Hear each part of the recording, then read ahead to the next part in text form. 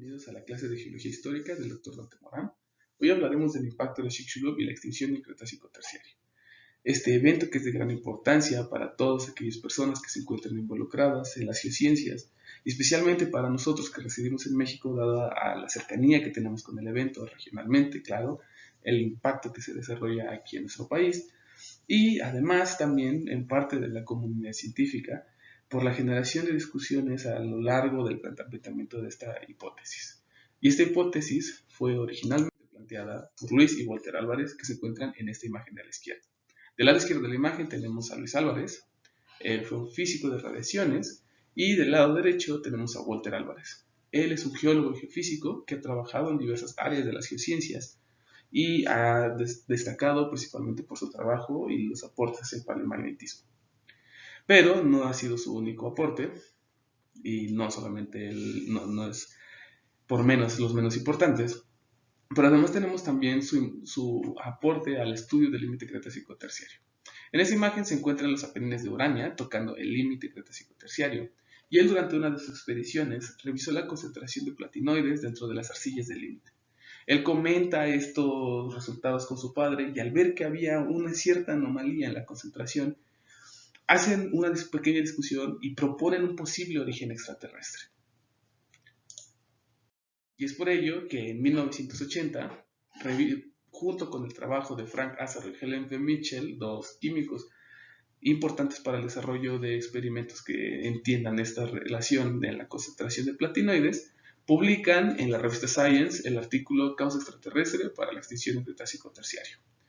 Frank Azar y Helen Mitchell plantean un diseño experimental a partir de la técnica de análisis de activación de núcleos y técnicas analíticas para revisar la presencia de platinoides. Ellos dominan entonces la técnica del iridio y hacen un estudio de las arcillas de los Apenines de Urania. Y van a hacer también a la vez, Walter y Luis, una correlación de los eventos con la concentración de platinoides y los cambios en la biota de la secuencia estratigráfica. ¿Y qué encontraron en la secuencia estratigráfica? Primero vieron que podía haber una correlación en la altura de la columna y la concentración de platinoides. En esta gráfica vemos del lado del eje de las X la separación que tenemos del límite y en el eje de las Y la concentración de iridio en partes por billón. Mientras nosotros subimos estratigráficamente, vemos que la concentración aumenta hasta que tenemos un valor anómalo máximo exactamente en el límite, que después va a desaparecer conforme subamos nuevamente estratigráficamente. ¿Y esto qué implica? Nosotros tenemos que el iridio es un elemento que no se encuentra naturalmente, no se encuentra en los sedimentos de la corteza terrestre, no se encuentra comúnmente en estas concentraciones en la corteza, pero sí se encuentra dentro del núcleo terrestre o también puede ser del material de condritas, de materiales de asteroides que se hayan podido encontrar, como por ejemplo algunos protoplanetas no diferenciados o mismos planetas diferenciados que solamente permanezca el núcleo. A partir de esta información que tenemos sobre un primer posible origen extraterrestre, se empiezan a hacer ahora nuevas investigaciones que puedan detallar dónde y cómo pudo haber sido este impacto. Entonces tenemos estudios que van a ocupar herramientas geofísicas para poder hacer gravimetría de la zona y algunos perfiles sísmicos que nos pueden ayudar a detallar la morfología del cráter. Después de la publicación de Luis y Walter Álvarez en 1980, inicia una carrera para poder ubicar la zona del impacto del meteorito. Entonces varios grupos inician una búsqueda a lo largo de diferentes áreas y se empieza a centrar la atención en la península de Yucatán y zonas adyacentes como lo son el Mar del Caribe y el Golfo de México. Varios grupos de investigación, entre ellos el grupo de Alan Hildebrand, inician con algunos perfiles gravimétricos para poder hacer un hallazgo de lo que podría ser un indicio del cráter. Logran hallar esta información y la publican en un congreso en San Francisco.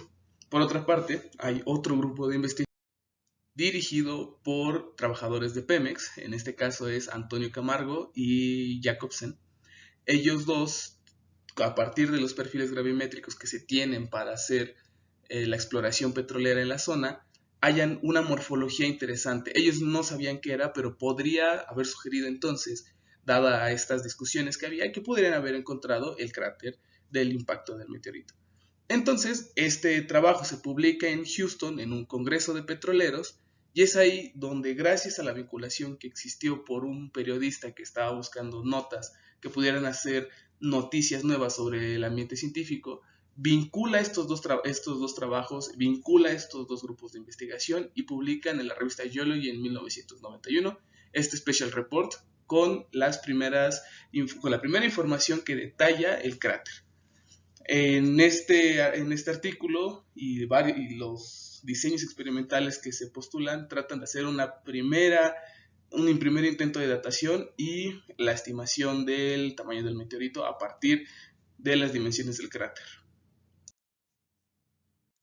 La datación del evento fue fallida, dado la pérdida de las muestras y ya que la región, como tenemos, es una región tropical con clima cálido y mucha humedad, tenemos la pérdida de gran parte del material dado al intemperismo químico y por ende el uso de algunas técnicas no puede ser útil en esa región, por lo cual, entre las cuales se había considerado el uso de la técnica de potasio-argón. Pero aunque no se pudo obtener datos sobre la fecha del impacto, se puede obtener este perfil de la anomalía de Bouguer en la zona. Nosotros podemos ver que hay varias zonas con elevación que no corresponden propiamente con el perfil. Y este perfil refleja entonces la morfología de un cráter. Tenemos esta sección de 200 kilómetros de largo que va a mostrar cómo se forma el cráter, que es muy parecido a esta morfología que también se tiene en Manicouagan. Este cráter que tiene los anillos, estas dos formas que tenemos a la orilla, que son los anillos del cráter, una sección transversal que puede ser el anillo, y el pico, donde donde desarrolla el impacto. Completando esta información que tenemos del perfil gravimétrico de la zona del cráter de Chicxulub, también se han desarrollado perfiles sísmicos, principalmente este trabajo publicado por Joanna Morgan y su equipo de investigación, que a partir de las litologías que existen cerca de la región del cráter logran construir este perfil que describe esta morfología. Este perfil se hace en una sección de 350 kilómetros de largo, como podemos ver en esta imagen. Es una imagen que se corta en dos secciones y después continúa en la línea roja. Y después vemos que tiene las tres litologías: la litología de las rocas del Mesozoico, la brecha metamorfizada que se encuentra como interfase entre el Mesozoico y el Terciario. Esta brecha que presenta metamorfismo es entonces una de las muestras que va a hacer evidencia del impacto del meteorito. Tenemos un metamorfismo regional que va a ser consecuencia del impacto. Y tenemos aquí de este lado nuestra variación de la velocidad de las ondas sísmicas a partir de las tres litologías. Otros modelos contemporáneos han podido ocupar las técnicas anteriores para diseñar modelos y describir mejor el cráter. En esta imagen de esta diapositiva nosotros tenemos un modelado tridimensional de la anomalía de Bouguer en la zona del cráter y podemos ver efectivamente se desarrollan estos anillos alrededor de una zona de un pico y que va a tener una correlación entonces con la morfología del cráter y de las litologías, claro, como lo describe Joanna Morgan en sus perfiles sísmicos. Y también tenemos otro tipo de modelados, como puede ser este modelado en vista aérea, que aunque es solamente bidimensional, también nos da información muy detallada y muy importante sobre la morfología del cráter. Y este modelado es de particular interés dado a la concentración de cenotes. Tenemos una concentración de cenotes en el anillo concéntrico del más exterior, que aún permanece visible en la zona del cráter, y algunos concentrados en esta parte del este. Y esta correlación que se encuentra en la posición de los cenotes con el impacto del cráter resulta confusa, dado a que no es necesario que haya existido este impacto para que se desarrollaran los cenotes. Recordamos que el cenote es parte del relieve kárstico, se forma gracias a la precipitación de los minerales de calcio y de sílice. En este caso en México nosotros tenemos relieve kárstico a partir de la precipitación de carbonatos y no tiene que estar propiamente formado a partir de la zona donde fue el impacto. Si vemos nosotros el perfil de Morgan, vemos que las rocas que se encuentran sobre la brecha ya empiezan a ser un poco más homogéneas, y posterior al terciario nosotros tenemos unas rocas que no van a tener este relieve conforme se forma el cráter. Además de las zonas estudiadas anteriormente por los métodos geofísicos, hay otros sitios que se han estudiado y han sido ampliamente estudiados por la información que nos da y por la conservación del material que tenemos. Nosotros, si bien en esta zona del Golfo de México, del Mar del Caribe y específicamente la plataforma yucateca, donde fue el impacto de Chicxulub, nos dan información detallada sobre cómo fue el impacto, tenemos alguna información que se pierde y que veremos más adelante que hay una gran diferencia entre la zona del impacto y otras localidades donde podemos hallar sedimentos que detallen la información del impacto. ¿Y qué sedimentos hemos ocupado principalmente? Hemos ocupado sedimentos del suelo oceánico. Claro, estos sedimentos que no se plegan, no son deformados por la tectónica de placas, y que el único riesgo que tienen a perder su información es al entrar dentro de una zona de subducción y ser reciclados durante el volcanismo. Pero hay regiones que son importantes de su estudio. Tenemos algo de estudio dentro de la dorsal del Océano Atlántico, y también en otras localidades que han sido estudiadas para detallar información y utilizarlos como localidades de referencia. Bajo los parámetros considerados por la Comisión Internacional de Estratigrafía, Smith en 1999 logra establecer como localidad de referencia del límite Cretácico terciario el Kef de Túnez. Esta zona registra una columna estratigráfica, esta la podemos ver que es una columna idealizada, no es una columna que tiene escala, pero que revisa a partir de 3 parámetros: el perfil de iridio, el número de espécimes del Cretácico y el número de especímenes fósiles disponibles en la secuencia. Revisa cómo es este cambio del Cretácico al terciario. A partir de entonces del material que tenemos, nosotros tenemos margas semipelágicas bajo el límite de estas margas, que vamos a encontrar fósiles y que previamente Álvarez las describe con una abundancia de foraminíferos que va a desaparecer posteriormente. Claramente los reptiles que desaparecen tras el impacto, y veremos también que hay una conservación de especies que sobreviven tras el impacto. Tenemos nuestra capa de eyecta, una capa de unos cuantos milímetros de grosor.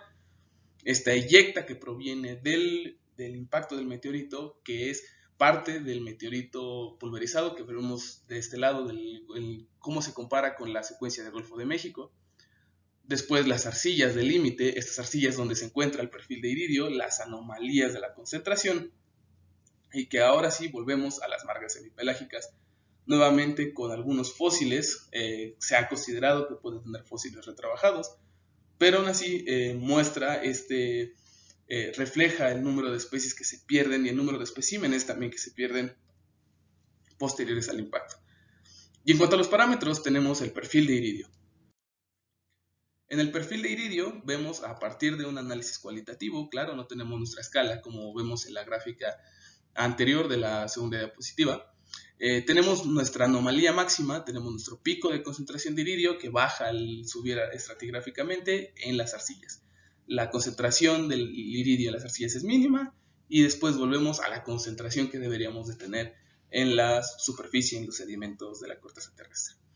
Después, en el número de especies del Cretácico, claramente tenemos nuestra diversidad biológica que se ve afectada por el impacto, la desaparición de especies, las grandes extinciones, que después se verán reflejadas en esta disminución del número de especies, que también van extinguiéndose conforme va pasando esta interfaz que hay entre el Cretácico y el terciario.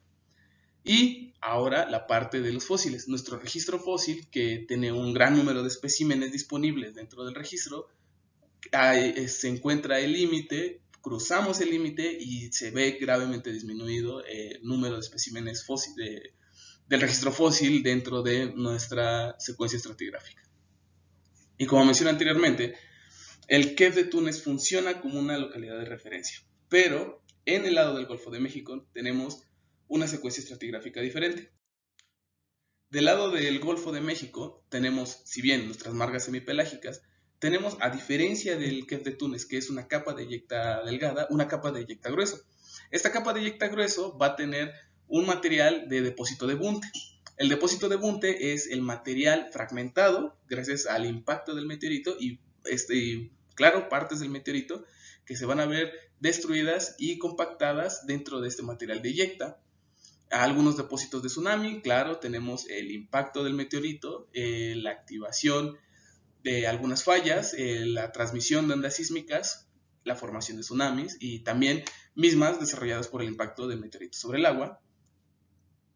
Y después vamos a tener nuestra capa de material de eyecta fino.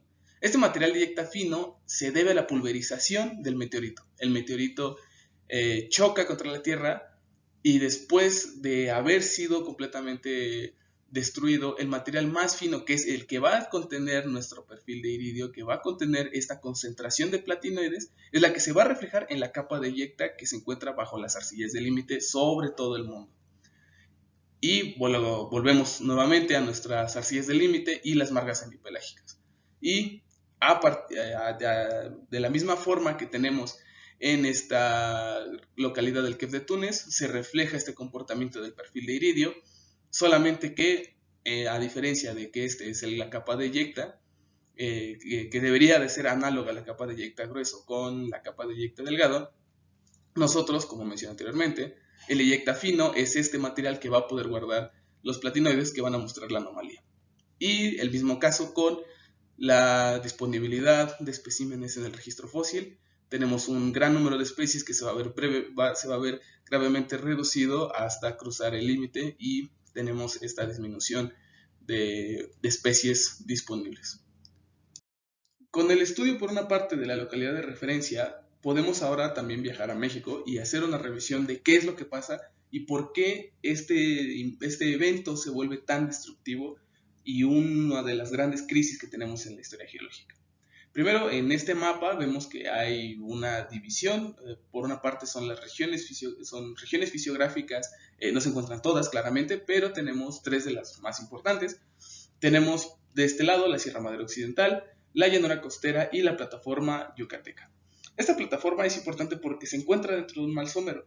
Es un mar que no tiene tanta profundidad y además, por parte de la misma plataforma, la composición es lo que va a ser de gran importancia para comprender cómo es que existe esta crisis del Cretácico terciario.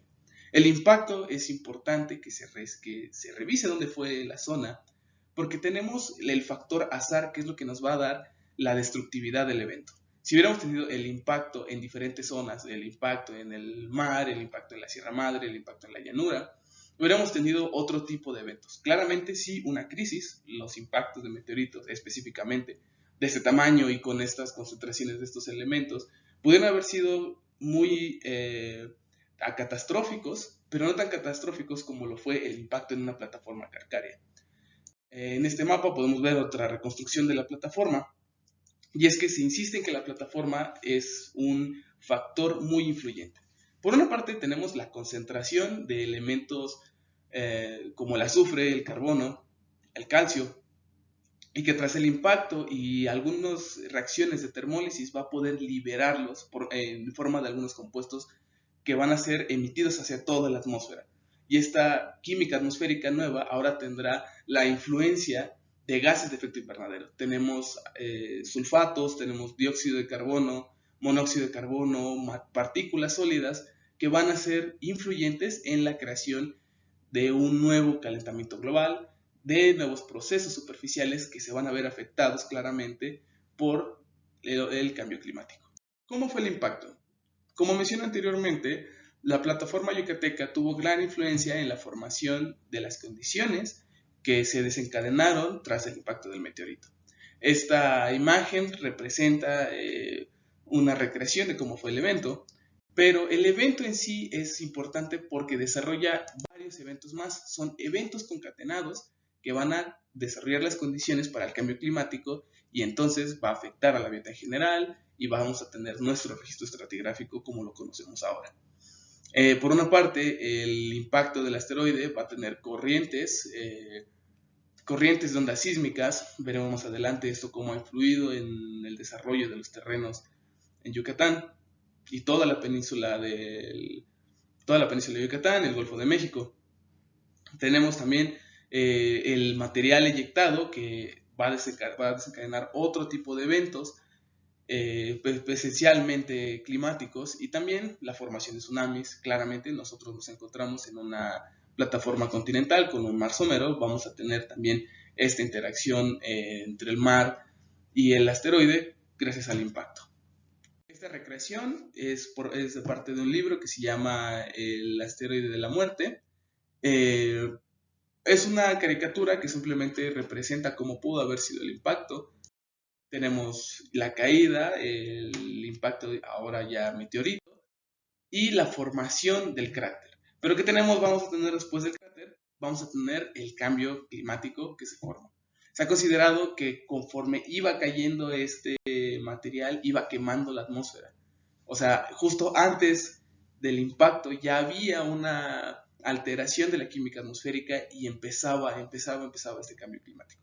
Claramente, a segundos de que se realizara el evento, segundos de que fuera el impacto, pero que a final de cuentas fue influyente en este cambio climático. Pero ¿qué efectos tuvimos? Efectos regionales que pudimos haber tenido fue la destrucción de bosques dentro de un radio de 1000 a 2000 kilómetros de diámetro, tsunamis de 100 a 300 metros de alto, a pesar de que la plataforma haya sido un mar somero, pudo haber influido en la formación de estos tsunamis, y los derrumbes de las márgenes continentales, a partir de las corrientes de densidad formadas por las ondas sísmicas del impacto entre el asteroide y la plataforma continental. Este último efecto también funciona como causa para la formación de campos petroleros. En este diagrama, que es muy esquemático y solamente resume algunos puntos importantes en la reactivación de fallas, puede describir cómo la plataforma pudo haber sufrido el derrumbe de algunas partes y también, claro, el desarrollo de fallamientos nuevos por parte del norte en esta parte y en el sur de este lado. Pero, ¿cómo se reflejó en los campos petroleros? Las rocas calizas de la plataforma de Yucatán permitieron que las ondas sísmicas que se desarrollaron por el impacto del meteorito pudieran viajar lo suficientemente rápido para poder derrumbar la plataforma. A partir del derrumbe existe este desarrollo de capas que van a poder almacenar el petróleo y que posteriormente van a ser selladas con el material de eyecta emitido por el meteorito. Y estos sistemas en diferentes zonas del país, como podemos ver en esta imagen del lado izquierdo, la región marina del suroeste del país, que es donde se encuentra gran porción de los sistemas petroleros, donde se extrae gran parte de nuestro petróleo, y este diagrama que esquematiza mejor cómo se desarrollan estos sistemas, gracias a al emplazamiento del material y el derrumbe de la plataforma continental. Y en la zona del derrumbe vamos a poder hallar dos productos muy importantes que van a dar indicios del impacto. En esta imagen de la izquierda vemos un grano de zircón con estrías y del lado derecho tenemos tectitas. Estos dos materiales han sido estudiados por Bohr y vemos del lado izquierdo este material que se encuentra deformado plásticamente por el impacto y del lado derecho el sílice fundido. Nosotros tenemos el impacto, un impacto altamente energético que va a poder fundir parte del material que se encuentra en la región del cráter. Este material va a salir volando y va a poder acrecionarse de forma que se creen este tipo de perlas que no son de más de unos cuantos centímetros de ancho y que pueden indicar el impacto de un meteorito, como mencioné anteriormente. Pero también estos productos no son únicamente de un meteorito, sino que también pueden ser resultado de una erupción muy violenta. Y estos indicios, más adelante veremos, se han considerado como evidencias de otro tipo de agente influyente en el límite Cretácico terciario. Este material también ha sido reportado por investigadores mexicanos y claramente que han sido aprovechados para la investigación de sistemas petroleros, como lo vemos en este diagrama, que describe algunas secuencias estratigráficas que han sido aprovechadas para campos de extracción de petróleo en el sureste mexicano. Esto en cuanto a los efectos a corto plazo regionales. Globalmente, ¿qué pasó? Tenemos primero que hubo una oscuridad total en algunos meses, se ha considerado un intervalo de 6 meses, que posteriormente pudo interrumpir con fotosíntesis y cadenas alimenticias. vamos a detener algunos procesos superficiales y esto va a implicar entonces también la extinción de algunas especies. También el desarrollo de lluvias ácidas producidos por los materiales emitidos a la atmósfera, el incremento de la temperatura por la química atmosférica nueva y también por la caída de fragmentos. Estos fragmentos que a la hora que también se encuentran suspendidos van a caer tan rápido que van a quemar la atmósfera. Como mencioné anteriormente, ¿no? Este material va cayendo, cae con mucha energía y calienta la atmósfera. Y además, sumado con la química atmosférica que tenemos, empieza a haber un nuevo efecto invernadero que también va a fomentar incendios forestales a lo largo de grandes extensiones sobre los continentes. Y a largo plazo, en toda esta cadena de destrucción, vamos a tener un calentamiento global por la liberación de dióxido de carbono, por todos los incendios, por toda la química atmosférica que tenemos, y una destrucción de la capa de ozono por las emisiones de cloro y bromo, también se han asociado al impacto del meteorito o al tipo de vulcanismo que hay. Y hablando de vulcanismo, podemos entrar ahora a una de las hipótesis que se ha considerado opositora a esta primera hipótesis del impacto del meteorito como una causa principal a la extinción del límite del Cretácico terciario. Y es que la hipótesis del vulcanismo de los traps del Deccan ha ido agarrando fuerza gracias a las diferentes evidencias que se han logrado emplazar y poder conectar para desarrollar una nueva teoría sobre el límite del Cretácico terciario.